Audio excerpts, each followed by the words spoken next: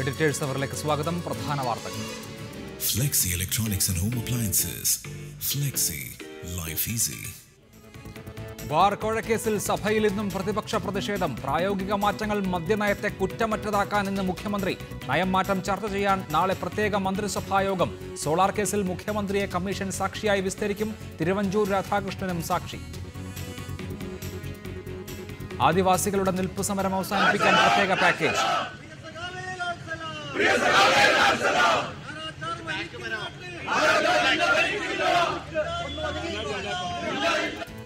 കടക്കണിയിലകപ്പെട്ട് വീണ്ടും KSRTC പെൻഷൻകാരന്റെ ആത്മഹത്യ ചെയ്ത പെൻഷൻകാരുടെ എണ്ണം 16ആയി. മൃതദേഹവുമായി സെക്രട്ടേറിയറ്റിന് മുന്നിൽ ജീവനക്കാരുടെ പ്രതിഷേധം. RSSന്റെ മതപരിവർത്തന മേളകൾ പ്രതിഷേധത്തെ തുടർന്ന് അനിശ്ചിതകാലത്തേക്ക് മാറ്റിവെച്ചു. വിഷയത്തിൽ ഇന്നും രാജ്യസഭ സ്തംഭിച്ചു. സഭ്യമല്ലാത്ത ഭാഷ ഉപയോഗിച്ചതിന് കോൺഗ്രസിന്റെ ഹനുമന്ത റാവുവിനെ രാജ്യസഭയിൽ നിന്ന് പുറത്താക്കി. പെഷവാറിൽ ഭീകരരുടെ കൂട്ടക്കുരുതിക്കിരയായ കുട്ടികൾക്ക് നാടിന്റെ വിട. ഭീകരരുടെ വധശിക്ഷയ്ക്കുള്ള മൊറട്ടോറിയം പാകിസ്ഥാൻ പിൻവലിച്ചു. കറാച്ചിയിൽ വനിതാ കോളേജിന് സമീപം ഇരട്ട സ്ഫോടനം. അഫ്ഗാനിൽ 11 താലിബാൻ ഭീകരരെ വധിച്ചു. ഭിന്ന താൽപര്യമുള്ള കളിക്കാരുടെ പട്ടികയിൽ സൗരവ് ഗാംഗുലിയും സുനിൽ ഗാവസ്കറും അടക്കമുള്ള പ്രമുഖർ. ഇരട്ട പദവി വഹിക്കുന്നവരുടെ പട്ടിക BCCI സുപ്രീം കോടതിക്ക് കൈമാറി. ബോക്സിംഗ് താരം സരിത ദേവിയുടെ ആജീവനാന്ത വിലക്ക് 1 വർഷമാക്കി ചുരുക്കി. മദ്യനയം കുറ്റമറ്റതാക്കാനാണ് പ്രായോഗികമായ മാറ്റം വരുത്തുന്നതെന്ന് മുഖ്യമന്ത്രി ഉമ്മൻചാണ്ടി നിയമസഭയിൽ. തൊഴിലാളികൾ ആത്മഹത്യ ചെയ്യുന്ന സാഹചര്യവും ടൂറിസം മേഖലയിലെ പ്രതിസന്ധിയും കണക്കിലെടുക്കേണ്ടതുണ്ട്. സർക്കാർ ബാർ ഉടമകളുടെ ബന്ദിയായിരിക്കുകയാണെന്ന് പ്രതിപക്ഷം ആരോപിച്ചു. കോഴക്കേസിലെ പ്രതിയെ രക്ഷിക്കാൻ ശ്രമിക്കുന്ന AGയെ സ്ഥാനത്ത് നിന്ന് മാറ്റണമെന്ന് പ്രതിപക്ഷ നേതാവ് VS അച്യുതാനന്ദൻ ആവശ്യപ്പെട്ടു. മദ്യനയം പ്രഖ്യാപിച്ച ശേഷം 10 തൊഴിലാളികൾ ആത്മഹത്യ ചെയ്തതായി മുഖ്യമന്ത്രി ഉമ്മൻചാണ്ടി പറഞ്ഞു. ഇത് സർക്കാരിന്റെ ആത്മവിശ്വാസം തകർത്തു. ഈ സാഹചര്യത്തിലാണ് മദ്യനയത്തിൽ പ്രായോഗിക മാറ്റത്തെക്കുറിച്ച് സർക്കാർ ആലോചിക്കുന്നതെന്ന് ഉമ്മൻചാണ്ടി വ്യക്തമാക്കി. 10 തൊഴിലാളികൾ ആത്മഹത്യ ചെയ്തു. നമ്മളുടെ ആത്മവിശ്വാസം തകർക്കുന്ന ഒന്നാണ്. നമ്മളെടുത്തൊരു തീരുമാനത്തിൻ്റെ പേരിൽ നിരാശയിലേക്ക് വീണ് അവർ ആത്മഹത്യ ചെയ്യുന്നു. അതിൽ പ്രയാസമുണ്ട്. സർക്കാർ ബാർ ഉടമകളുടെ ബന്ദിയാണെന്ന് അടിയന്തര പ്രമേയ നോട്ടീസ് അവതരിപ്പിച്ച പ്രദീപ് കുമാർ പറഞ്ഞു. ബാർ ഉടമകളുടെ ഭീഷണിക്ക് വഴങ്ങിയാണ് സർക്കാർ തീരുമാനമെടുക്കാൻ പോകുന്നത്. ബാർ ഉടമകളുടെ ഭീഷണിക്ക് വഴങ്ങി നിങ്ങൾ തീരുമാനമെടുക്കാൻ പോവുകയാണ്. പരസ്യമായി ഇവിടെ പ്രായോഗികതയുടെ പേരിൽ ഈ നയവ്യതിയാനം നിങ്ങൾ പ്രഖ്യാപിക്കുകയാണ്. ബാർ കോഴക്കേസിലെ അന്വേഷണ ഉദ്യോഗസ്ഥനെ 6 തവണ ഓഫീസിലേക്ക് വിളിച്ചു വരുത്തിയ അഡ്വക്കേറ്റ് ജനറലിനെ തുടരാൻ അനുവദിക്കരുതെന്ന് VS അച്യുതാനന്ദൻ ആവശ്യപ്പെട്ടു. ഒരു നുണ പലതവണ ആവർത്തിച്ച് സത്യമാക്കുന്ന ഗീബൽസിന്റെ തന്ത്രമാണ് മുഖ്യമന്ത്രിയുടേത്. ഗീബൽസ് ജീവിച്ചിരുന്നെങ്കിൽ ഉമ്മൻചാണ്ടിയുടെ കാലിൽ വീണ് കെട്ടിപ്പിടിച്ചേനെ. ആ ഗീബൽസ് ഇപ്പോൾ ജീവിച്ചിരുന്നെങ്കിൽ ആ ഗീബൽസ് വന്ന് ഉമ്മൻചാണ്ടിയുടെ കാൽക്കൽ വന്നിക്കുമായിരുന്നു. ബാർ ഉടമകളുമായി ചേർന്ന് സർക്കാരിനെ അട്ടിമറിക്കാനാണ് പ്രതിപക്ഷം ശ്രമിക്കുന്നതെന്ന് മന്ത്രി K ബാബു ആരോപിച്ചു.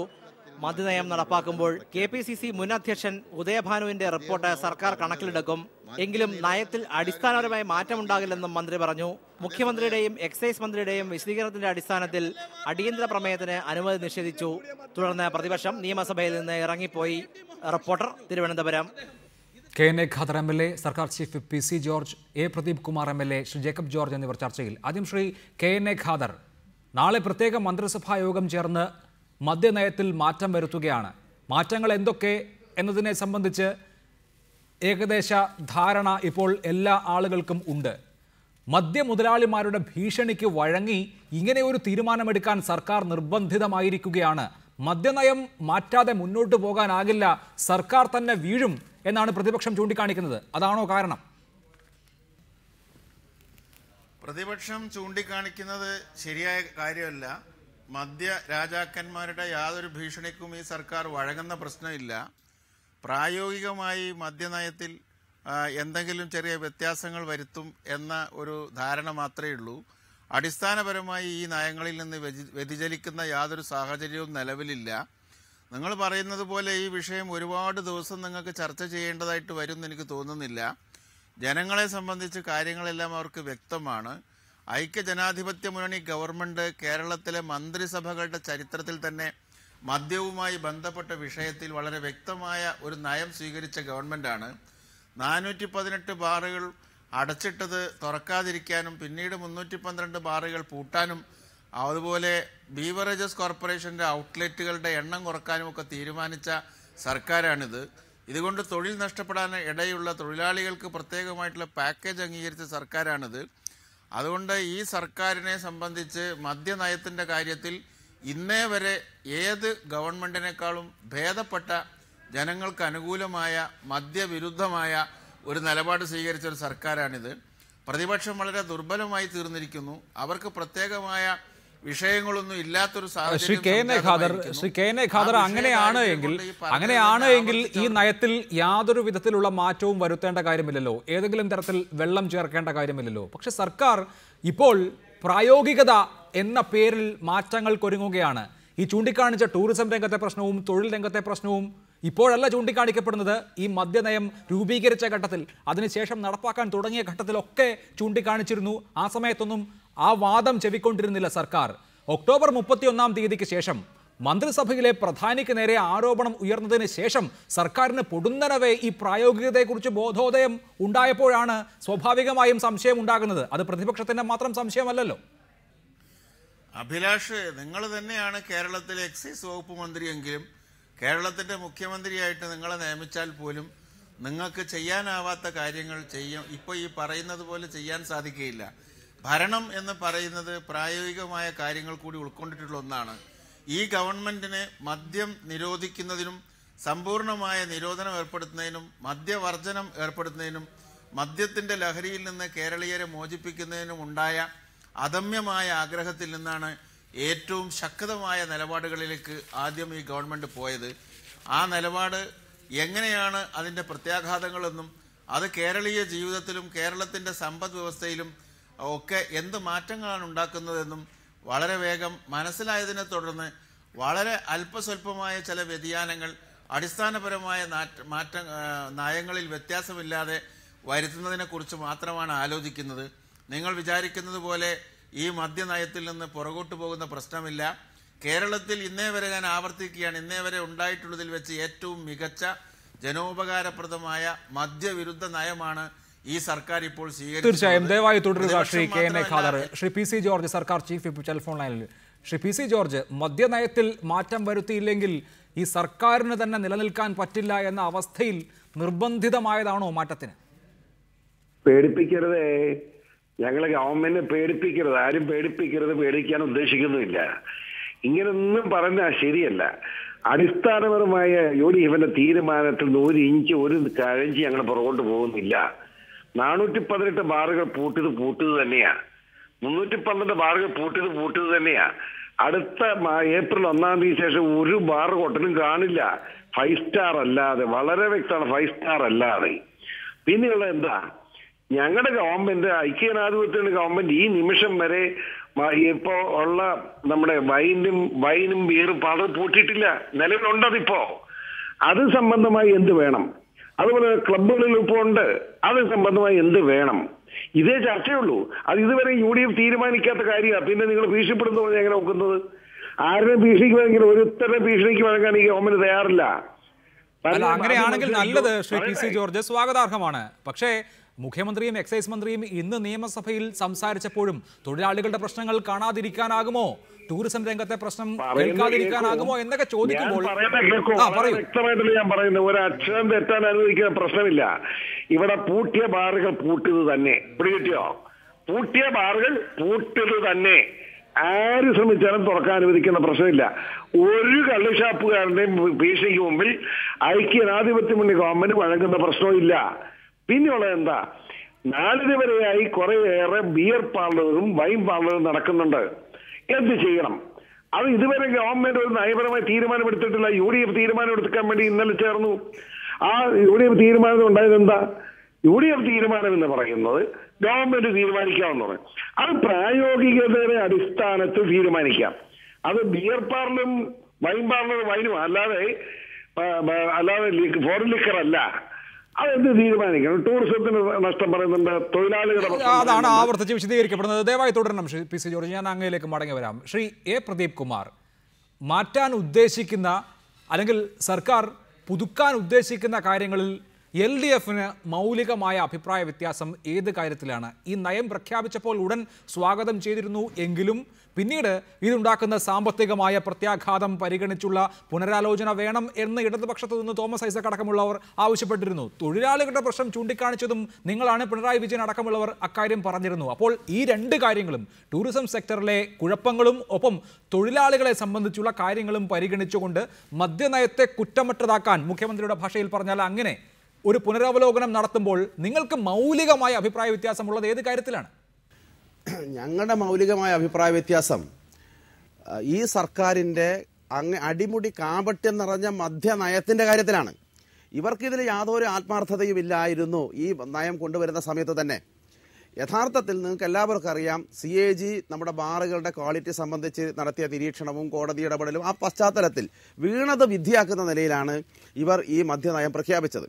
അതിന് ഇരട്ട മുഖം ഉണ്ടായിരുന്നു. ഒന്ന്, പാർട്ടിക്കകത്ത് കോൺഗ്രസിലെ ഗ്രൂപ്പ് വഴക്കിൽ ഉമ്മൻചാണ്ടിക്ക് മേധാവിത്വം സ്ഥാപിക്കാനുള്ള ഇടപെടൽ സുധീരനെതിരെ, അതോടൊപ്പം തന്നെ ഇലക്ഷൻ കാലത്ത്, പാർലമെന്റ് ഇലക്ഷൻ കാലത്ത് വോട്ട് തട്ടാനും അത് കഴിഞ്ഞാൽ പിന്നീട് കോഴ തട്ടാനും ഇതിനെ ലൈസൻസ് റിന്യൂ ചെയ്ത് കൊടുക്കുന്ന സമയത്ത് ഇതിനൊക്കെ ഉള്ള ഒരു ബഹുമുഖ അജണ്ടയുമായിട്ടാണ് ഇവർ ഇറങ്ങിത്തിരിച്ചത്. അത് പിന്നീട് ഇപ്പോൾ ഈ ഒരു പതനത്തിലെത്തിയാണ്. ഞാൻ ചോദിക്കട്ടെ, ഇപ്പോൾ ഈ അടുത്ത കാലത്ത് ബഹുമാനപ്പെട്ട മുഖ്യമന്ത്രി അദ്ദേഹം പ്രായോഗികതയുടെ പേരിലാണല്ലോ ഈ മാറ്റങ്ങളൊക്കെ പറഞ്ഞുകൊണ്ടിരിക്കുന്നത്, ഇതിനകത്തുള്ള മദ്യനയത്തിലെ ചില മാറ്റങ്ങൾ പറയുന്നത്. ഈ പ്രായോഗികത എപ്പോഴാണ് വന്നത്? ഏത് സമയം? ഇത്രയും ദിവസം എന്തേ പ്രായോഗികതയുടെ പ്രശ്നം ടൂറിസം ഇൻഡസ്ട്രിയെ ബാധിക്കും എന്നുള്ളത് അറിയില്ലായിരുന്നോ? അല്ലെങ്കിൽ തൊഴിലാളികൾക്ക് തൊഴിൽ നഷ്ടപ്പെടും എന്നുള്ളതിന് വേറെ എന്തെങ്കിലും ഗവേഷണം വേണ്ട കാര്യമില്ലല്ലോ, ഇതൊക്കെ അറിയാമായിരുന്നു. ഈ പ്രായോഗിക വന്നത് ബാർ കോഴ കേസ് വന്നു. ആ ബാർ കോഴ കേസിനകത്ത് ധനമന്ത്രി പ്രതിയായി. ബാക്കി പലരുടെയും കാര്യം പരിഗണിലാണ്. കാരണം 20 കോടിയോളം പിരിച്ചു എന്ന് ബാർ ഉടമകളുടെ യോഗത്തിൽ പറയുന്നു. ബാക്കി 15 കോടിയാണ് ചീഫ് വിപ്പ് പറഞ്ഞത്. അദ്ദേഹം ബാക്കി 14 കോടി എങ്ങോട്ട് പോയി എന്നുള്ള സംശയം നേരത്തെ ഉന്നയിച്ചിട്ടുണ്ട്. നിയമവകുപ്പ് അറിയാതെയാണ് ബാർ ലൈസൻസ് പുതുക്കി കൊടുക്കുന്നതിന് നിയമോപദേശം തേടിയ കാര്യം ഇപ്പോൾ പുറത്തു വന്നല്ലോ, ധനമന്ത്രിയുടെ പാർട്ടിയുടെ ഭാഗത്തുനിന്ന് പുറത്തു വന്നു ഈ വിവാദം. അപ്പോൾ ഇവർ ബാറെല്ലാം അടച്ചുപൂട്ടാനാണ് തീരുമാനിച്ചെങ്കിൽ എന്തിന് ബാർ ലൈസൻസ് പുതുക്കി കൊടുക്കുന്നതിന് ഉള്ള നീക്കങ്ങൾ ഇവർ നടത്തി? നേരത്തെ നിയമമന്ത്രിയുടെ പോലും ശുപാർശയിൽ അപ്പോൾ അദ്ദേഹം മുടക്കുമായിരുന്നല്ലോ. ആ മുടക്കിനെ തുടർന്നാണല്ലോ ഇപ്പോൾ ഈ കോഴ വിവാദങ്ങളും എല്ലാം വന്നത്.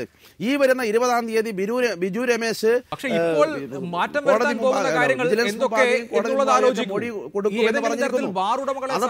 എന്ത് കാര്യമാണ് ഇപ്പോൾ പുതുതായി സർക്കാർ ചെയ്യാൻ പോകുന്നത്? FL3 ലൈസൻസിന്റെ കാര്യത്തിൽ മാത്രമേ നേരത്തെ ഓഗസ്റ്റ് 21-ാം തീയതിയുടെ UDF യോഗം തീരുമാനമെടുത്തിട്ടുണ്ടായിരുന്നുള്ളൂ. വൈനിന്റെയും ബിയറിന്റെയും കാര്യത്തിൽ പ്രത്യേക ലൈസൻസാണ്. അക്കാര്യത്തിൽ തീരുമാനമൊന്നും എടുത്തിരുന്നില്ല. അക്കാര്യത്തിൽ ഇപ്പോൾ തീരുമാനമെടുക്കാൻ പോകുന്നു. ഒപ്പം ക്ലബ്ബുകൾക്ക് ഇപ്പോഴും ലൈസൻസ് കൊടുക്കുന്നുണ്ട് ഈ നയപ്രകാരം. അത് വേണ്ട എന്ന് തീരുമാനിച്ചിരുന്നില്ല. അതുപോലെ തന്നെയാണ് പാർട്ടികളുടെ കാര്യവും. പാർട്ടികൾക്ക് ഒരു ദിവസത്തെ ലൈസൻസ് കൊടുക്കുന്ന കാര്യത്തിലും ഏതെങ്കിലും തരത്തിൽ അത് അവസാനിപ്പിക്കണം എന്ന തീരുമാനം മുൻപ് എടുത്തിരുന്നില്ല. അപ്പോൾ മുൻപെടുത്തിരുന്ന ഏതെങ്കിലും തീരുമാനം മാറ്റുക എന്ന പ്രക്രിയ അല്ലല്ലോ ഇപ്പോൾ നടക്കാൻ പോകുന്നത്. അതുകൊണ്ട് ഏതെങ്കിലും തരത്തിൽ ഇത് ബാർ ഉടമകളെ സഹായിക്കുന്നതാണ് എന്ന് പറയാനും പറ്റില്ല. അല്ല, ഇപ്പോൾ അടച്ചുപൂട്ടിയ ബാറുകളുണ്ടല്ലോ, ആ ബാറുകൾക്ക് കൂടെ ബിയർ ആൻഡ് വൈൻ പാർലർ അനുവദിക്കുമോ? ആ കാര്യമാണ് ഇപ്പോൾ ചർച്ച ചെയ്യാൻ പോകുന്നതെന്നാണ് മനസ്സിലാക്കുന്നത്. അങ്ങനെ വന്നു കഴിഞ്ഞാൽ അവർക്ക് അതിൻ്റെ മറവിൽ മറ്റ് മദ്യവും സ്വാഭാവികമായിട്ടും കൊടുക്കാൻ പറ്റും, അല്ലെങ്കിൽ അതിനകത്ത് വീര്യം കൂട്ടി കൊടുക്കാം. ഇതിനൊക്കെ പല സാങ്കേതിക. പിന്നെ കുറച്ച് കഴിയുമ്പം എന്ത് സംഭവിക്കുന്നൊക്കെ നമുക്ക് കണ്ടറിയേണ്ടതാണ്. ഡ്രൈ ഡേ ഒഴിവാക്കുന്നു, അതാർക്കാണ് ഗുണം ചെയ്യുക? ഡ്രൈ ഡേ ഒഴിവാക്കാനുള്ള തീരുമാനം 52 ഡ്രൈ ഡേ ഏറ്റവും മികച്ച നേട്ടമായിട്ടായിരുന്നല്ലോ മുസ്ലിം ലീഗിൻ്റെ MLA മാർ പോലും വലിയ ആവേശം കൊണ്ടിട്ടാണ് കഴിഞ്ഞ നിയമസഭയിലൊക്കെ പ്രസംഗിച്ചിരുന്നത്. അപ്പോൾ ആ സിറ്റുവേഷൻ മാറുകയാണ്. അതേപോലെ തന്നെ ഈ പറഞ്ഞ പാർട്ടികൾക്കും മറ്റും കൊടുക്കുന്നത്, ക്ലബ്ബുകളിൽ അനുവാദം കൊടുക്കുന്നത്, അതിനൊക്കെ പൊതുവായി തത്വത്തിൽ UDF അംഗീകാരം കൊടുത്തിരിക്കുന്നു. യഥാർത്ഥത്തിൽ ഇവർ നിലവിലുള്ള നയത്തിൽ നിന്ന് വ്യതിചലിക്കുന്നു, ബാർ ഉടമകളെ സഹായിക്കുന്നു എന്നുള്ളത് കൊണ്ടാണല്ലോ നമ്മുടെ VM സുധീരൻ അതിന് ശക്തിയായിട്ട് എതിർപ്പ് പ്രകടിപ്പിക്കേണ്ടി വന്നത്. പത്രങ്ങളിൽ വന്നത് ആരും നിഷേധിച്ചിട്ടില്ലല്ലോ. മുസ്ലിം ലീഗ് ആദ്യം എതിർപ്പ് പ്രകടിപ്പിച്ചു എന്ന് പറയുന്നു. പിന്നെ മാണി സാറിനെ രക്ഷിക്കേണ്ട അജണ്ട വന്ന സമയത്ത് അവരതിനകത്ത് വിട്ടുവീഴ്ച ചെയ്തു എന്നാണ് പറഞ്ഞത്. 5-ാം മന്ത്രിസ്ഥാനത്തിന് വേണ്ടി നടത്തിയിട്ടുള്ള വാദപ്രതിവാദത്തിന്റെ വീര്യമൊന്നും തന്നെ ഇതിനു വേണ്ടി അവർ കാണിച്ചിട്ടില്ല. അതിനവർ നാട്ടിൽ മറുപടി പറയേണ്ടി വരും എന്നുള്ളത് വേറെ കാര്യം. പക്ഷെ എന്തായാലും ഇപ്പോൾ ഇത്തരത്തിലുള്ള മാറ്റങ്ങൾ കൊണ്ടുവരികയാണ്. ഇത് യഥാർത്ഥത്തിൽ ഇപ്പോൾ ഈ ബാർ കോഴ കേസിൽ ധനമന്ത്രി പ്രതിയായത് മാത്രമല്ല, മുഖ്യമന്ത്രിയും എക്സൈസ് വകുപ്പ് മന്ത്രി ഉൾപ്പെടെയുള്ള ആളുകളെ കുറിച്ചുള്ള സംശയങ്ങൾ ഉയർന്നു വന്ന സാഹചര്യത്തിൽ, അല്ലെങ്കിൽ ഇനി ബാക്കി പങ്ക് പറ്റിയവർ പോലും പ്രതിക്കൂട്ടിലാകും ഈ ബാർ ഉടമകളെ. ശരി, അങ്ങനെയാണ് താങ്കളുടെ ആക്ഷേപം. മുൻപ് കഴിഞ്ഞ വർഷത്തെ സർക്കാരിന്റെ മദ്യനയത്തിൽ പറഞ്ഞിരുന്ന ഒരു പ്രധാനപ്പെട്ട കാര്യം, ഇനി ടൂറിസം കേന്ദ്രങ്ങളിൽ മാത്രം പുതുതായി ബിയർ വൈൻ പാർലറുകൾ അനുവദിച്ചാൽ മതി എന്നുള്ളതായിരുന്നു. ഇപ്പോൾ ടൂറിസം വളരെ പ്രധാനപ്പെട്ട ഒരു കാര്യമാണല്ലോ. അത് പരിഗണിച്ച് ടൂറിസം കേന്ദ്രങ്ങളിൽ അല്ലെങ്കിൽ യോഗ്യതയുള്ള പുതിയ അപേക്ഷകർക്ക് ബിയർ വൈൻ ലൈസൻസ് കൊടുക്കാൻ നിങ്ങളുടെ മന്ത്രിസഭ തീരുമാനിക്കുന്നു എന്ന് കരുതുക. പക്ഷേ ഈ 418 ബാറുകൾക്ക്, അതായത് ഇപ്പോൾ പ്രവർത്തനം അവസാനിപ്പിക്കേണ്ടി വന്ന, ലൈസൻസ് പുതുക്കി നൽകാതിരുന്ന ഈ 418 ബാറുകൾക്ക് എന്തിനാണ് ബിയർ വൈൻ ലൈസൻസ് മാത്രമായി നൽകുന്നത്? അതാണ് മനസ്സിലാകാത്തത്. അഭിലാഷോട് ഞാൻ അങ്ങോട്ടൊന്ന് ചോദിക്കട്ടെ, ഇവിടെ കള്ള് നിരോധിക്കുന്നുണ്ടോ?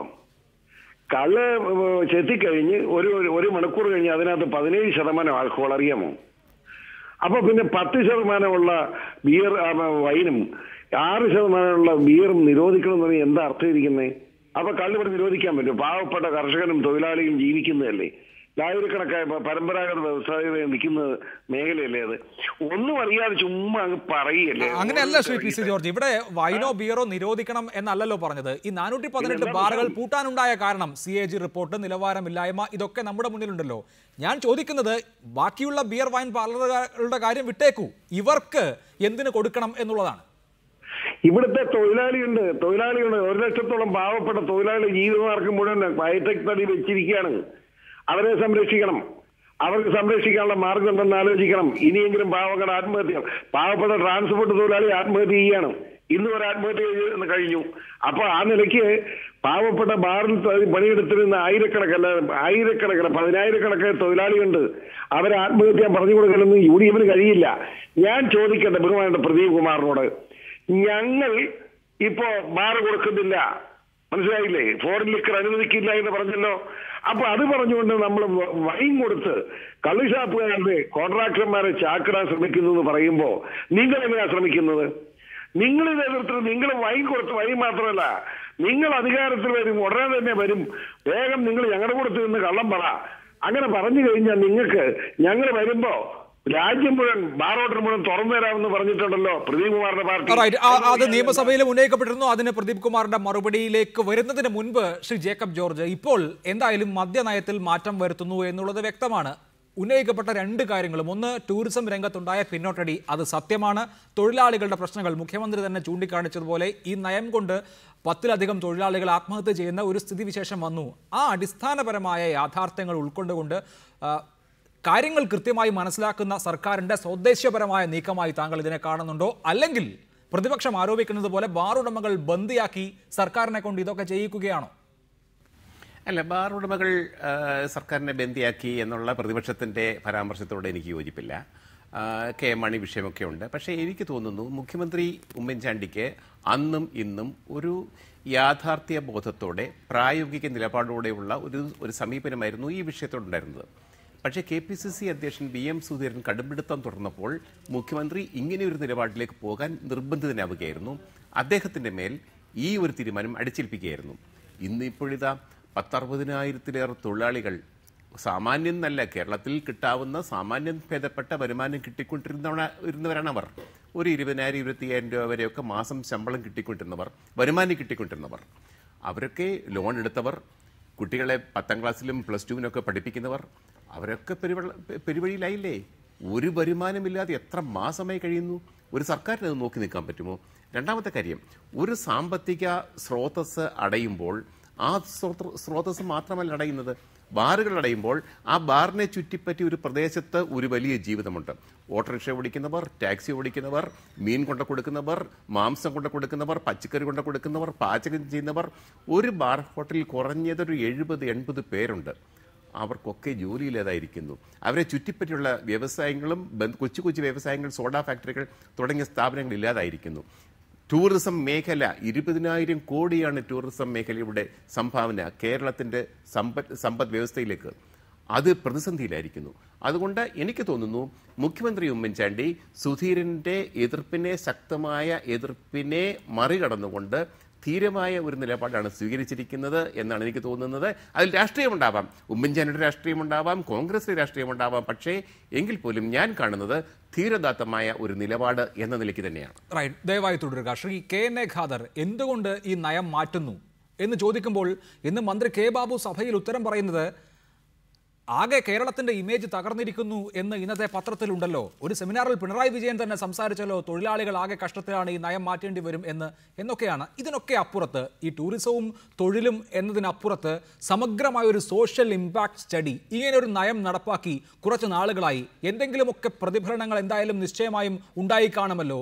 അതെന്ത് എന്ന് കൃത്യമായി മനസ്സിലാക്കിക്കൊണ്ട് അതിൻ്റെ അടിസ്ഥാനത്തിൽ ഈ നയം പുനരവലോകനം ചെയ്തിരുന്നുവെങ്കിൽ മനസ്സിലാക്കാമായിരുന്നു സർക്കാരിൻ്റെ ഉദ്ദേശം ശരിയാണ് എന്നുള്ളത്.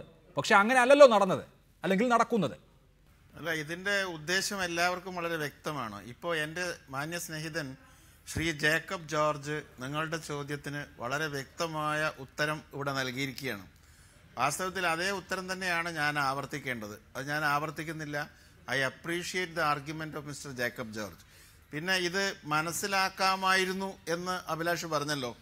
മനസ്സിലാക്കണം എന്ന ആഗ്രഹമുള്ളവർക്ക് മാത്രമേ മനസ്സിലാവുകയുള്ളൂ എന്ന് ആദ്യം കരുതേണ്ടതാണ്. പ്രതിപക്ഷത്തിൻ്റെ മദ്യനയം എന്താണ് എന്ന് ചോദിച്ചാൽ എൻ്റെ സ്നേഹിതൻ പ്രദീപ് കുമാർ എന്തു പറയും?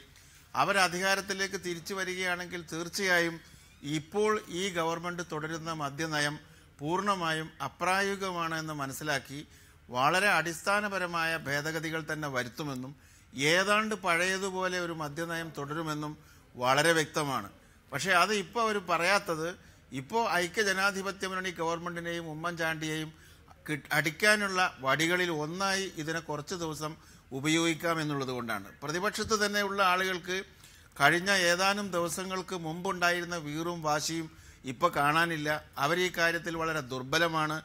ഈ വിഷയം ചർവണം ചെയ്യുകയല്ലാതെ പ്രത്യേകിച്ചൊന്നും ഗവൺമെൻറ്റിനെതിരായി പോലും ഉന്നയിക്കാൻ സാധിക്കാത്ത ഒരു സാഹചര്യമുണ്ട്. ഇത് അഴിമതി ആരോപണം കൊണ്ടോ വേറെ ഏതെങ്കിലും പ്രശ്നം കൊണ്ടോ ഉണ്ടായതല്ല. മുസ്ലിം ലീഗിനെ സംബന്ധിച്ച് ഞങ്ങൾ ഈ മദ്യനയത്തിന് നേരത്തെ തന്നെ ആവശ്യപ്പെട്ടിരുന്നവരാണ്. സമ്പൂർണമായ മദ്യനിരോധനം എന്ന ഒരു നയം മുസ്ലിം ലീഗ് പാർട്ടി ഉണ്ടാകുന്നതിന് മുമ്പ് തന്നെ മുസ്ലിങ്ങൾ സ്വീകരിച്ചിട്ടുള്ളൊരു നയമാണ്. ഞങ്ങൾക്ക് അതിൽ നിന്ന് മാറുന്ന ഒരു പ്രശ്നമില്ല. പിന്നെ അത് നടപ്പിലാക്കണമെങ്കിൽ ഞങ്ങളുടേത് മാത്രമായ ഒരു ഗവൺമെൻറ്റാണ് കേരളത്തിൽ അധികാരത്തിലുള്ളതെങ്കിൽ അതിൻ്റെ പ്രത്യാഘാതം എന്തായാലും സമ്പൂർണ്ണ മദ്യനിരോധനം നടപ്പിലാക്കി നോക്കാമായിരുന്നു. പക്ഷേ ഒരു ഐക്യജനാധിപത്യ മുന്നണി ഗവൺമെൻറ് ആകുമ്പോൾ ഞങ്ങളുടെ ശക്തിയോളം ഞങ്ങളുടെ പങ്കാളിത്തത്തോളം വരുന്ന ഒരു നിലപാട് മാത്രമേ ഞങ്ങൾക്ക് എടുക്കാൻ സാധിക്കുകയുള്ളൂ. അപ്പോൾ ഞങ്ങൾ അടിസ്ഥാനപരമായ നിലപാടുകളിൽ ഉറച്ചു നിന്നുകൊണ്ട് തന്നെ സമ്പൂർണ്ണ മദ്യനിരോധനത്തിന് വേണ്ടി വാദിച്ചുകൊണ്ട് തന്നെയാണ് ഈ നയത്തിലേക്ക് ഈ ഗവൺമെൻറ്റിനെ എത്തിച്ചത്. അതിൽ നല്ലൊരു പങ്ക് ഞങ്ങളും വഹിച്ചിട്ടുണ്ട്. പക്ഷേ മുഖ്യമന്ത്രി ഉമ്മൻചാണ്ടി എന്ന് പറയുന്ന വ്യക്തിക്ക് അദ്ദേഹത്തിന് കേരളത്തിൻ്റെ മുഖ്യമന്ത്രി എന്ന നിലയിൽ എല്ലാ ഭാഗങ്ങളും പരിശോധിക്കപ്പെടേണ്ടതുണ്ട്, എല്ലാവരുടെ നിലപാടുകളും നോക്കേണ്ടതുണ്ട്, എല്ലാ വിഷയങ്ങളും കണക്കിലെടുക്കേണ്ടതുണ്ട്. അതുകൊണ്ട് ജേക്കബ് ജോർജ് പരിഗണനാ വിഷയമായി മുന്നോട്ട് വെച്ച കാര്യങ്ങളെക്കുറിച്ചും മുഖ്യമന്ത്രി വറീഡാണ്, അല്ലെങ്കിൽ ഗവൺമെൻറ് വറീഡ് ആകണം എന്നത് ജനാധിപത്യത്തിൻ്റെ ഒരു അടിസ്ഥാന ആവശ്യമാണ്.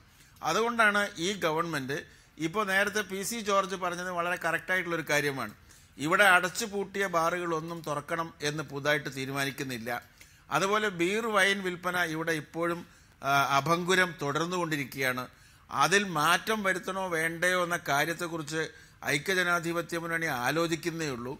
UDF അതിൻ്റെ ഒരു പോളിസി നിർണയിച്ചു കൊടുത്തു കഴിഞ്ഞ ദിവസം. എന്തായാലും മന്ത്രിസഭ അക്കാര്യത്തിൽ അന്തിമ തീരുമാനം എടുക്കട്ടെ. ദയവായി തുടരണം ശ്രീ KN ഖാദർ. ശ്രീ A പ്രദീപ് കുമാർ, എന്താണ് LDFന്റെ മദ്യനയം എന്ന് പറഞ്ഞു പോകേണ്ടി വരും ഇനി? അങ്ങനെ വേഗമായി ഞങ്ങൾ മദ്യവർജനമാണ്, മദ്യനിരോധനമല്ല മുന്നോട്ട് വെക്കുന്നത് എന്ന് പറഞ്ഞാൽ പോരാ. ഈ അടച്ചുപൂട്ടിയ ബാറുകളൊക്കെ തുറക്കേണ്ടതാണോ? പുതിയ ബിയർ വൈൻ പാർലറുകൾക്ക് അനുമതി നൽകാമോ? ഈ പാർട്ടിക്ക് കൊടുക്കുന്ന ലൈസൻസ് റദ്ദാക്കണോ വേണ്ടയോ, അത് തുടരണമോ? തുടങ്ങിയ കാര്യങ്ങളിലൊക്കെ എന്താണ് LDFന്റെ നയം എന്ന് പറഞ്ഞില്ലെങ്കിൽ, നേരത്തെ ഇവിടെ ആരോപിക്കപ്പെട്ടതുപോലെ നിയമസഭയിലും ഉയർന്നതുപോലെ നിങ്ങൾ ബാർ ഉടമകളുമായി ചർച്ച നടത്തി ഞങ്ങൾ അധികാരത്തിലെത്തിയാൽ എല്ലാം തുറന്നു തരാം എന്ന ഡീലുണ്ടാക്കിയിരിക്കുകയാണ് എന്ന സംശയം വരും. അങ്ങനെ ഞങ്ങളെ സംബന്ധിച്ച് കേരളത്തിലെ ജനങ്ങൾക്കൊരു സംശയം ഉണ്ടാവില്ല. കാരണം ഞങ്ങൾക്ക് ഇവരെ പോലെയുള്ള ഒരു കപടമായ നിലപാടില്ല. ഉള്ളത് നേരെ പറയും. ഇപ്പോഴും ഞങ്ങൾ പറയുന്നു മദ്യനിരോധനമല്ല ഞങ്ങളുടെ നിലപാട്, മദ്യവർജനമാണ്.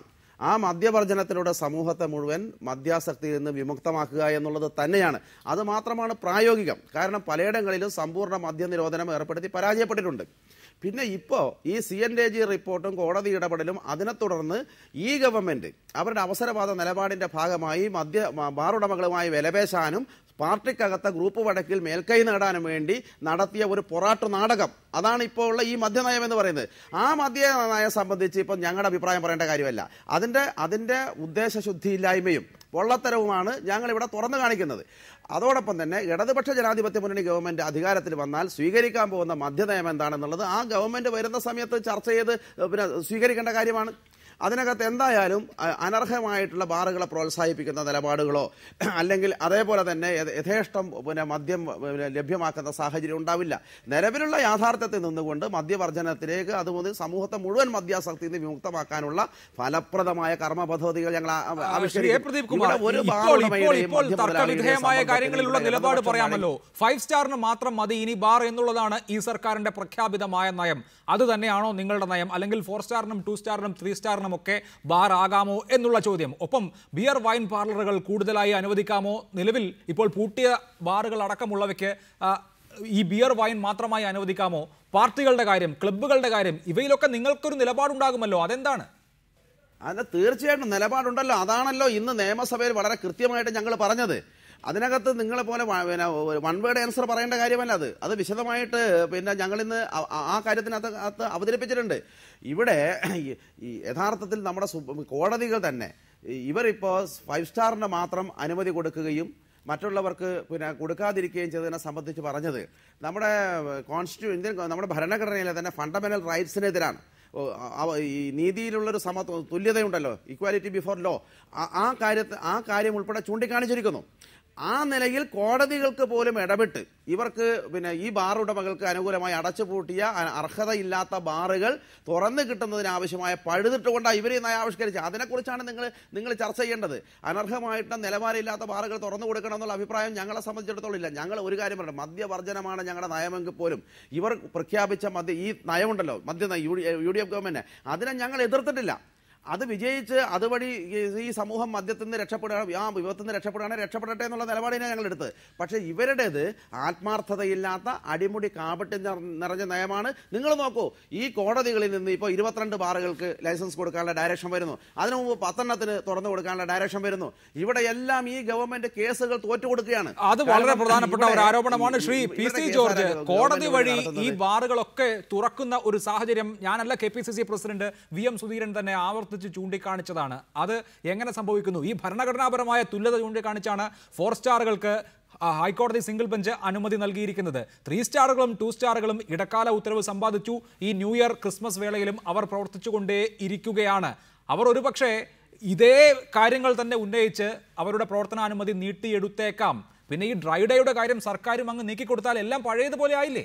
പറയട്ടെ, ചോദ്യം മാത്രം വരെ ഉത്തരം വേണ്ടേ? വളരെ ആധികാരികമായി ഞാൻ പറയുന്നു, ഈ മാർച്ച് 31 കഴിഞ്ഞ് ഒരു ബാറും കാണുകയില്ല. ഏത് കോടതി പറഞ്ഞാലും മതിയോ? ഇപ്പൊ കോടതി പറഞ്ഞ് ഞാൻ അപ്പീൽ കൊടുക്കുന്നു മാത്രമല്ല, മാർച്ച് 31 ഡിക്ലയർ ചെയ്യും. ഏപ്രിൽ 1 എന്ത് വേണം? ഏപ്രിൽ 1 ശേഷം 5 സ്റ്റാർ ഹോട്ടൽ അല്ലാതെ ഒരു ഹോട്ടലിലും ബാർ കാണുകയില്ല. ബിലീവ് മീ, ഒരു കള്ളുഷാപ്പുകാരനും ഞങ്ങൾ പേടിക്കാൻ ഉദ്ദേശിക്കുന്നില്ല. ഈ മാർച്ച് 31 എല്ലാം തീർക്കും. അത് തരിക.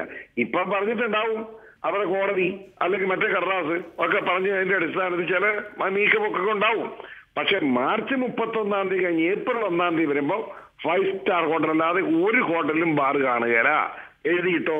പിന്നെ ബിയർ വൈൻ അത് ക്യാബിനറ്റ് കൂടി തീരുമാനിക്കട്ടെ. ഞങ്ങൾ അവർക്ക് വിട്ടുകൊടുത്ത കാര്യത്തിൽ അഭിപ്രായം പറയേണ്ട കാര്യമില്ല. അത് ക്രിയാത്മകമായ സമീപനം വേണമെന്ന് പറഞ്ഞിട്ടുണ്ട്. മനുഷ്യനെ വേദനിപ്പിക്കരുതെന്ന് പറഞ്ഞിട്ടുണ്ട്. ഒരുത്തന്റെയും ഒരു വ്യക്തിയുടെയും പീസ് വഴങ്ങരുതെന്ന് പറഞ്ഞിട്ടുണ്ട്. ഇതിന്റെയൊക്കെ അടിസ്ഥാനത്തിൽ ന്യായമായ ഒരു തീരുമാനം വരും. അതിനുവേണ്ടി നമുക്ക് വെയിറ്റ് ചെയ്യാം. അതെ, അങ്ങനെയാണ് താങ്കൾ വിശദീകരിക്കുന്നത്.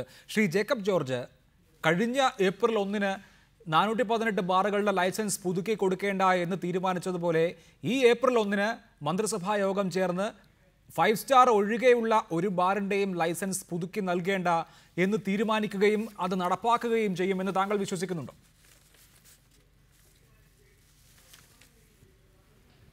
എനിക്കെങ്ങനെ വിശ്വസിക്കാൻ വയ്യ. ഒന്നാമത്തെ കാര്യം, അത് ലോജിക്കൽ അല്ല എന്നുള്ളതാണ്. ഈ പണക്കാരൻ മാത്രം മദ്യപിച്ചാൽ മതി എന്നാണോ ഒരു ഗവൺമെൻറ് പറയുന്നത്? ഗവൺമെൻറ് അങ്ങനെ പറയാമോ? കോടതിക്ക് എങ്ങനെ പറയാൻ പറ്റുമോ? 5 സ്റ്റാറും 4 സ്റ്റാറും തമ്മിലുള്ള വ്യത്യാസം എന്താണ്? അത് നോക്കണ്ടേ? അതാണ് ഹൈക്കോടതി ഇപ്പം പരിശോധിച്ചുകൊണ്ടിരിക്കുന്നത്. അപ്പോൾ ഹൈക്കോടതിക്ക് ഒരു ചെറിയ വില പോലും കൊടുക്കാതെ രാഷ്ട്രീയക്കാർ അങ്ങനെ അങ്ങോട്ട് പറയുകയും പ്രവർത്തിക്കുകയും ചെയ്യാൻ തുടങ്ങിയാൽ എങ്ങോട്ടിരിക്കും? ഗവൺമെൻറ് ഇപ്പം തന്നെ നോക്ക്, ഈ പോളിസി ഒരു നയം ഗവൺമെൻറ് കൊണ്ടുവന്നു. പക്ഷേ ആ നയത്തിൽ എത്ര മാറ്റങ്ങൾ ഹൈക്കോടതി വരുത്തി? എത്ര മാറ്റങ്ങൾ, എത്ര ബാറുകൾ ഹൈക്കോടതി തുറന്നു കൊടുത്തു? അതിൻ്റെ അർത്ഥം ഒരു കുറ്റമറ്റ ഒരു നിയമ കോടതിയുടെ മുമ്പിൽ നിലനിൽക്കുന്ന ഒരു നയം ഉണ്ടാക്കാൻ പോലും ഗവൺമെൻറ്റിന് കഴിഞ്ഞില്ല എന്നല്ലേ? പിന്നീട് ഞാൻ പറയാം, ഇതിൻ്റെ അകത്ത് ഒരു സാമ്പത്തിക വിഷയമുണ്ട്. ഒരു സോഷ്യോ ഇക്കണോമിക് സ്റ്റഡി പോലും നടത്താതെ ഒരു സാമ്പത്തിക പ്രശ്നങ്ങൾ എന്തൊക്കെ ഉണ്ട് എന്നുള്ള ബാധ്യത മനസ്സിലാക്കാതെ ആണ് ഗവൺമെൻറ് തീരുമാനിച്ചത്. ഒരു കാര്യം കൂടി ഉണ്ടാവില്ല, ബഹുമാനപ്പെട്ട KN ഖാദർ പറഞ്ഞതിനോട് ഞാൻ യോജിക്കുന്നു. പക്ഷേ ഒരു കാര്യമുണ്ട്, ഞങ്ങൾ മുസ്ലിങ്ങൾക്ക് ഇതാണ് അഭിപ്രായം എന്ന് പറഞ്ഞ് ആ ഒരു അഭിപ്രായം ഒരു മതേതര സമൂഹത്തിൻ്റെ മേൽ അടിച്ചേൽപ്പിക്കുന്നത് ഒരു സമുദായത്തിനും ശരിയല്ല. ക്രിസ്ത്യാനികൾ ഇപ്പം പറയുകയാണ് ഞങ്ങൾക്ക് ഇതൊക്കെയാണ് വേണ്ടത്, ക്രിസ്ത്യാനികളെല്ലാം കൂടി ഈ സമൂഹത്തിൽ അത് നടപ്പിലാക്കണം. പക്ഷേ ഇവിടെ PK കുഞ്ഞാലിക്കുട്ടി UDF യോഗത്തിലെടുത്ത തീരുമാനം, തീർച്ചയായിട്ടും അദ്ദേഹത്തെ ഞാനിപ്പോഴും കാണുന്നത് കേരളത്തിലെ മുസ്ലിം ലീഗിൻ്റെ ഒരു തികഞ്ഞ മതേതര സ്വഭാവമുള്ള മുഖമായിട്ട് തന്നെയാണ്. ആ മുഖം അദ്ദേഹം ഒന്നുകൂടി അരക്കിട്ടുറപ്പിച്ചു. ഞങ്ങളുടെ തീരുമാനം ഇതൊക്കെയാണ്, ഞങ്ങളുടെ നിലപാടിതാണ്, തീരുമാനമല്ല ഞങ്ങളുടെ നിലപാടിതാണ്. പക്ഷേ ഗവൺമെൻറ് ഒരു തീരുമാനമെടുത്താൽ അതിനെ ലീഗ് പിന്തുണയ്ക്കും എന്ന് പറയാനുള്ള ആർജവം PK കുഞ്ഞാലിക്കുട്ടി കാണിച്ചു.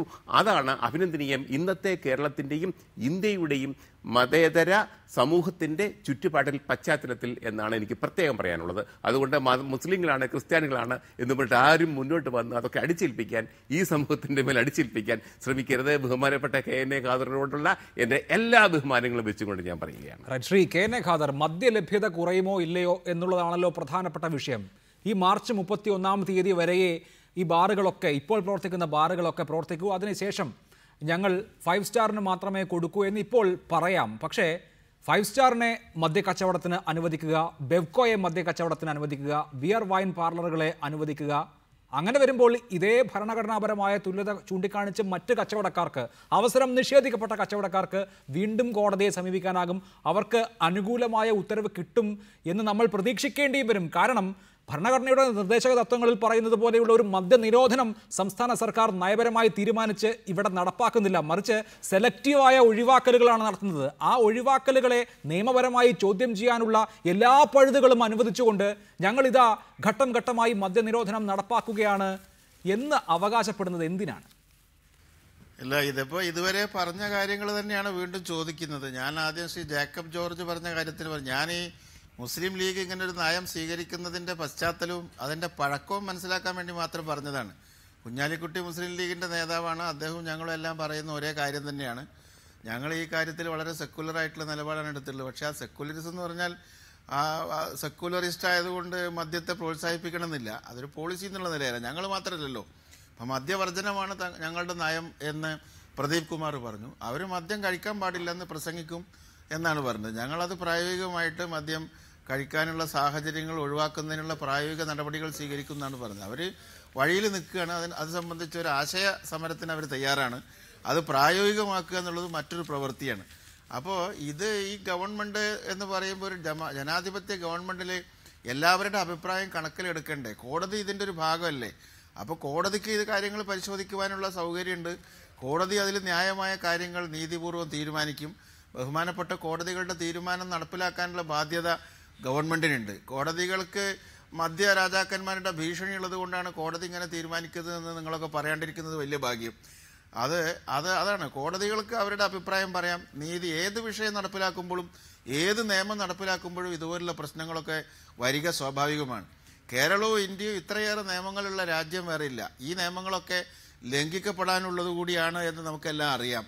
അങ്ങനെ ധാരാളം നിയമലംഘനങ്ങൾ നടക്കുന്നു. ഇവിടെ ഏത് കാര്യത്തിനാണ് നിയമമില്ലാത്തത്? എല്ലാ നിയമങ്ങളും നിരന്തരമായി ഇവിടെ ലംഘിക്കപ്പെട്ടുകൊണ്ടിരിക്കുകയല്ലേ. അപ്പോൾ മദ്യത്തെ സംബന്ധിച്ച് ഞങ്ങളൊരു തീരുമാനം എടുക്കുമ്പോഴും ആ തീരുമാനം സമ്പൂർണ്ണമായി നടപ്പിലാക്കുവാൻ ഒരു ജനങ്ങളുടെ ഇടയിൽ തന്നെ വലിയ വ്യക്തിപരമായ വലിയ പരിവർത്തനത്തിന് വിധേയമായെങ്കിൽ മാത്രമേ സാധിക്കുകയുള്ളൂ.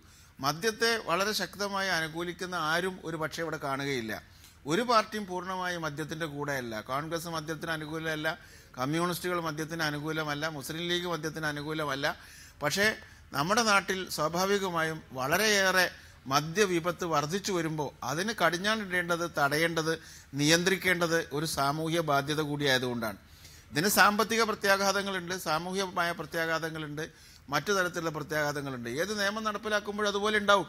അപ്പോൾ ആ നിയമലംഘനമൊക്കെ ഉണ്ടെങ്കിലും ഒരു ഗവൺമെൻറ് എന്ന നിലയിൽ എല്ലാ വിഭാഗം ജനങ്ങളുടെ അല്ലെങ്കിൽ ഭൂരിപക്ഷം ആളുകളുടെ താല്പര്യം കണക്കിലെടുക്കാനുള്ള ബാധ്യതയുണ്ട്. ഇവിടെ മദ്യം വേണോ വേണ്ടെന്ന് ഒരു ഹിതപരിശോധന നടത്തിയാൽ വമ്പിച്ച ഭൂരിപക്ഷത്തോടു കൂടി മദ്യം വേണ്ട എന്ന അഭിപ്രായം നമുക്ക് കിട്ടുമെന്നാണ് താങ്കൾ പ്രതീക്ഷിക്കുന്നത്. ദയവായി തുടരണം Shri K N Khader. Shri A Pradeep Kumar, ഇടതുപക്ഷം ഈ നയത്തെ ആദ്യം സ്വാഗതം ചെയ്തിരുന്നു. ഇതൊരു സാമൂഹിക വിഷയമാണ്. ആ സാമൂഹിക പ്രാധാന്യം കൂടി കണക്കിലെടുത്തുകൊണ്ട് ഏത് മുന്നണിക്കും ഏത് പാർട്ടിക്കും അങ്ങനെയേ ഒരു നിലപാടെടുക്കാൻ സാധിക്കുകയുള്ളൂ താനും. പക്ഷേ ഇപ്പോൾ നിങ്ങൾ ബാർ ഉടമകൾ ബന്ദിയാക്കി ഈ സർക്കാർ ആ മദ്യനയത്തിൽ വിട്ടുവീഴ്ച വരുത്തുന്നു എന്ന് പറയുമ്പോൾ ഏതൊക്കെ കാര്യങ്ങളിലാണ് വിട്ടുവീഴ്ച വരുത്തുന്നത്, അതെങ്ങനെ ബാർ ഉടമകളെ സഹായിക്കും എന്നുകൂടി വിശദീകരിക്കേണ്ടേ? അല്ല, ഒന്ന് ഞങ്ങളിതിനെ സ്വാഗതം ചെയ്തു എന്ന് പറഞ്ഞത് ആദ്യമേ ഇവരുടെ ഈ നയത്തിൻ്റെ പൊള്ളത്തരവും അപ്രായോഗികതയും പറഞ്ഞുകൊണ്ട് തന്നെ എങ്കിലും ഒരു ഗവൺമെൻറ് ഒരു ശ്രമം നടത്തുകയാണ്. അതുവഴി എന്തെങ്കിലും നല്ലത് സംഭവിക്കുന്നുണ്ടെങ്കിൽ സംഭവിക്കട്ടെ, അതിനെ ശകുനം മുടക്കണ്ട എന്ന നിലപാട് തന്നെയാണ് ഞങ്ങൾ എടുത്തത്. പക്ഷേ അതേസമയം ഇപ്പോൾ ഇവർ കാണിച്ചുകൊണ്ടിരിക്കുന്നത് നിങ്ങൾ നോക്കൂ, ഈ പ്രായോഗികതാവാദം എവിടെ നിന്നാണ് വരുന്നത്? എന്തുകൊണ്ട് നേരത്തെ ശ്രീ ജേക്കബ് ജോർജ് പറഞ്ഞ പോലെ ഈ സോഷ്യൽ ഇമ്പാക്ട് സ്റ്റഡി ഇത്തരത്തിലുള്ള ഒരുപാട് ജനജീവിതത്തെ ബാധിക്കുന്ന ഒരു വലിയ നയം ആവിഷ്കരിക്കുന്ന സമയത്തും പ്രഖ്യാപിക്കുമ്പോഴും നടപ്പാക്കുമ്പോഴും എന്തുകൊണ്ട് അതേക്കുറിച്ചുള്ള പഠനം നടത്തിയില്ല? ടൂറിസം മേഖലയും തൊഴിൽ മേഖലയും ഒക്കെ ബാധിക്കുന്നത് സംബന്ധിച്ചുള്ള ഒരു പഠനവും ഇവർ നടത്താത്തത് ഇവർക്കിതൊന്നും അറിയാഞ്ഞിട്ടല്ലല്ലോ. ഉമ്മൻചാണ്ടിയൊക്കെ ഞങ്ങൾ രാഷ്ട്രീയമായിട്ട് എതിർക്കുന്നുണ്ടെങ്കിലും അദ്ദേഹം വളരെ പ്രഗത്ഭനായിട്ടുള്ള പരിണിതപ്പറ്റനായിട്ടുള്ള നേതാവാണ്, അതിലൊന്നും തർക്കമില്ലല്ലോ. അദ്ദേഹത്തിന് ഇതൊന്നും അറിയാഞ്ഞിട്ടില്ല. അപ്പോൾ ഇവർ ഈ നയം രൂപപ്പെടുത്തിയ രീതി തന്നെ അതിൻ്റെ വിഷമങ്ങളാണ് ഇപ്പോൾ ഇവരെല്ലാം അനുഭവിച്ചുകൊണ്ടിരിക്കുന്നത്.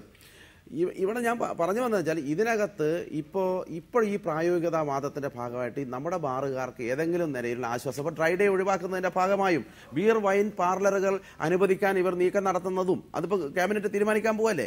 അതുപോലെ ഇവർക്ക് ഇനിയും മദ്യം സപ്ലൈ ചെയ്യാൻ പറ്റാവുന്ന ഒരു വൺ ഡേ പെർമിറ്റിൻ്റെ പ്രശ്നം, ക്ലബ്ബുകൾക്ക് അനുവദിക്കുന്നത്, ക്ലബ്ബുകളിനെ ആരുടെയൊക്കെ ബിനാമിയായി വർക്ക് ചെയ്യുമെന്നറിയില്ല. ക്ലബ്ബിലൊക്കെ കള്ളുകൂടി മാത്രമല്ലല്ലോ, കുടിച്ച് കൂത്താടുന്ന പരിപാടി നടക്കുന്ന സ്ഥല ക്ലബ്ബ്, അവിടെ ഇത് ഇഷ്ടം പോലെ അനുവദിക്കുന്ന സമീപനം.